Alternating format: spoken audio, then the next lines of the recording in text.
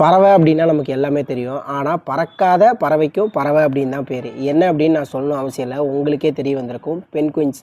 Penguins பார்க்குறதுக்கு க்யூட்டாக இருக்கும். ரொம்ப கார்ட்டூன்ஸ்லாம் வந்து ரொம்ப சூப்பராக காமிச்சிருப்பாங்க. ஆனால் அதோட இன்னொரு முகம் யாருக்குமே தெரியாது. ஆனால் படித்தவங்களுக்கு தெரிஞ்சிருக்கும். ஏன் அப்படின்னா ஒரு செல்ஃபிஷ்னஸ் பேர்ட் அப்படின்னே சொல்லலாம். அந்த பறவையை பற்றி நம்ம ஏன் இன்றைக்கி பேசுகிறோம் அப்படின்னா ஒரு காரணம் இருக்குது. ஜனவரி 20 வருஷம் பென்குயின் அவேர்னஸ் டே.